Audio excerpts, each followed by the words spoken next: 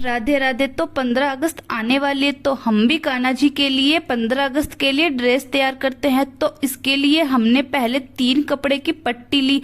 तो पहले नीचे का घेर तैयार करने के लिए इन तीनों पट्टियों को आपस में जोड़ लेते हैं, सिलाई लगा लेते हैं। ऐसे आपस में रखकर पहले हम इन दोनों की सिलाई लगा लेते हैं। तो हमने इन दोनों की सिलाई लगा ली है। अब इस पर ग्रीन पट्टी को भी जोड़ लेते हैं, सिलाई लगाते हैं। फिर हमने इन तीनों पट्टी की सिलाई कर ली।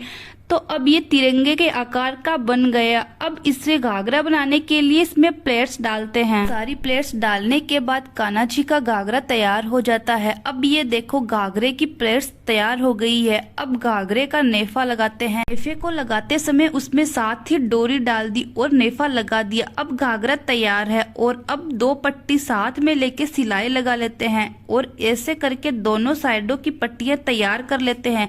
अब इन पट्टियों के बीच सिलाई लगा लेते हैं। तो अब इन दोनों की सिलाई लगाने के बाद इसको घाघरे से जोड़ देंगे। तो अब हमारी ड्रेस तैयार है। और अब टोपी बनाने के लिए मैंने तीनों रंग के कपड़े की पट्टियां ली है। इन तीनों को जोड़ने के बाद फिर हरे वाले कपड़े पर पट्टियां डाल देते हैं। अब इस पे पट्टियां डाल दी है, फिर इसको गोल करके अंदर से सिलाई लगा लेते हैं। तो हमारी टोपी भी तैयार हो जाती है और हमारी ड्रेस भी कंप्लीट हो जाती है। और ड्रेस पहनकर कान्हा जी तो बहुत सुंदर लग रहे हैं। तो मैंने कान्हा जी की नजर उतारी। तो आज के लिए राधे राधे।